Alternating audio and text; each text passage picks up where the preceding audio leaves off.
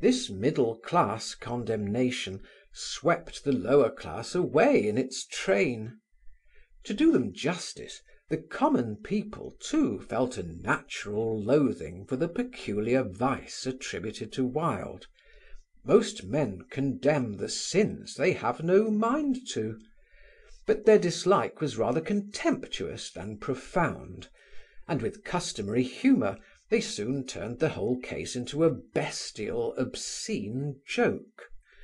Oscar took the place of their favourite word as a term of contempt, and they shouted it at each other on all sides, bus drivers, cabbies and paper sellers, using it in and out of season with the keenest relish.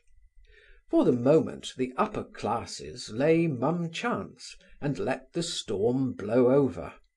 Some of them, of course, agreed with the condemnation of the Puritans, and many of them felt that Oscar and his associates had been too bold and ought to be pulled up.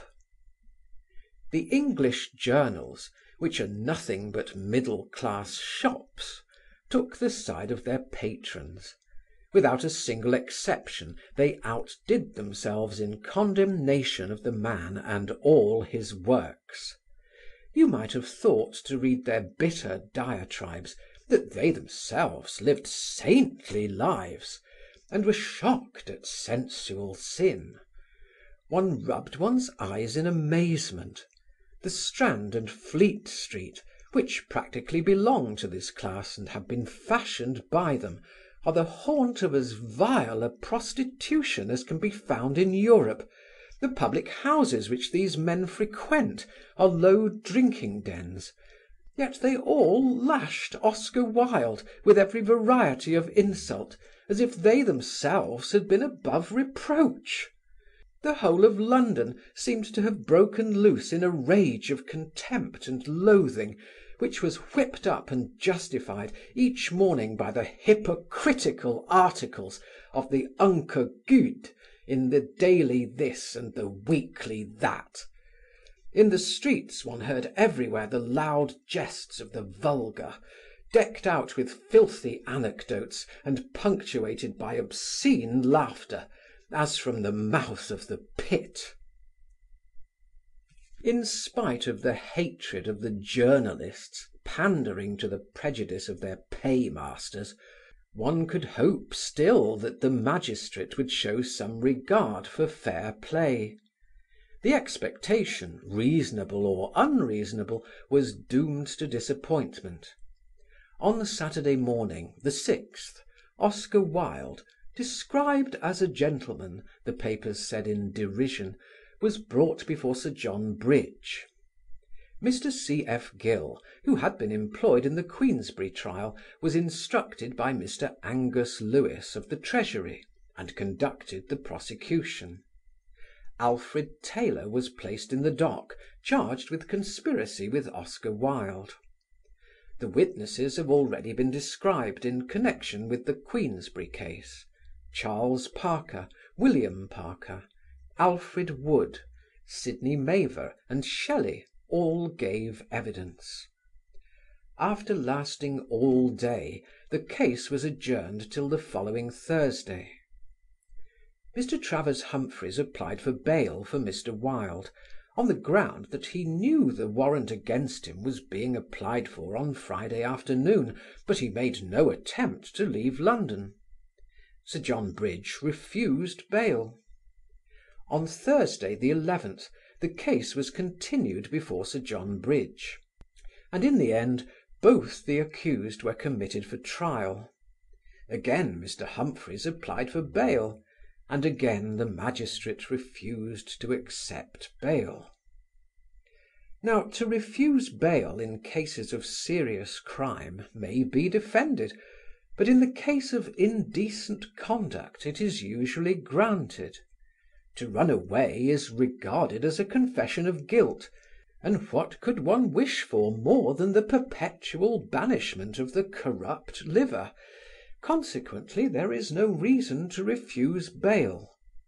But in this case, though bail was offered to any amount, It was refused peremptorily, in spite of the fact that every consideration should have been shown to an accused person who had already had a good opportunity to leave the country and had refused to budge.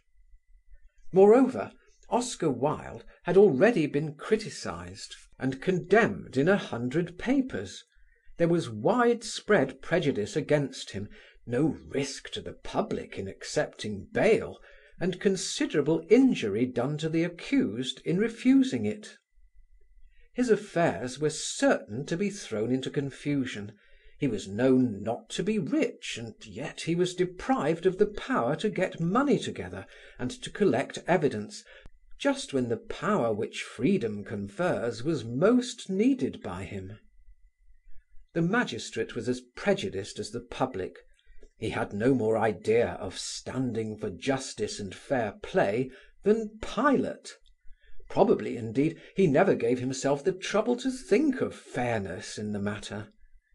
A large salary is paid to magistrates in London, £1,500 a year, but it is rare indeed that any of them rises above the vulgarest prejudice.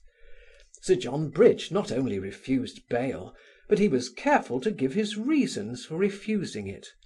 He had not the slightest scruple about prejudicing the case, even before he had heard a word of the defence.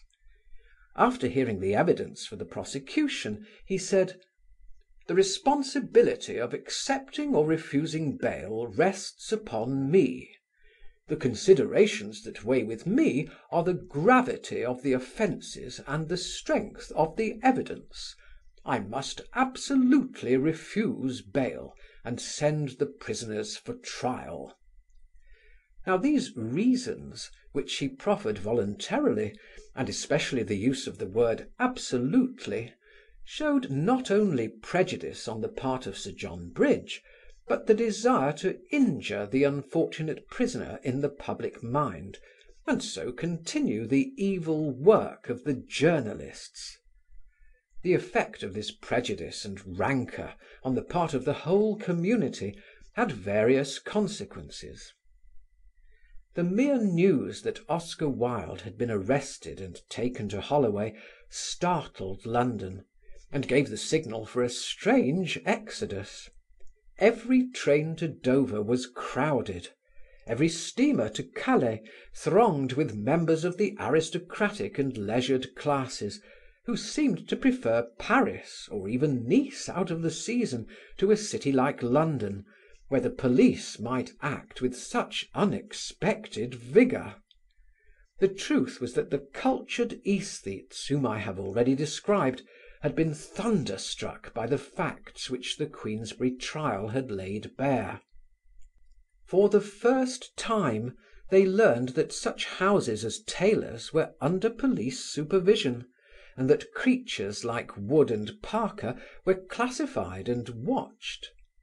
They had imagined that in the home of liberty such practices passed unnoticed. It came as a shock to their preconceived ideas that the police in London knew a great many things which they were not supposed to concern themselves with, and this unwelcome glare of light drove the vicious forth in wild haste. Never was Paris so crowded with members of the English governing classes. Here was to be seen a famous ex-minister, there the fine face of the president of a royal society. At one table in the Café de la Paix, a millionaire recently ennobled, and celebrated for his exquisite taste in art. Opposite to him a famous general. It was even said that a celebrated English actor took a return ticket for 3 or 4 days to Paris, just to be in the fashion. The mummer returned quickly, but the majority of the migrants stayed abroad for some time. The wind of terror which had swept them across the Channel opposed their return, and they scattered over the continent from Naples to Monte Carlo, and from Palermo to Seville under all sorts of pretexts. The gravest result of the magistrate's refusal to accept bail was purely personal.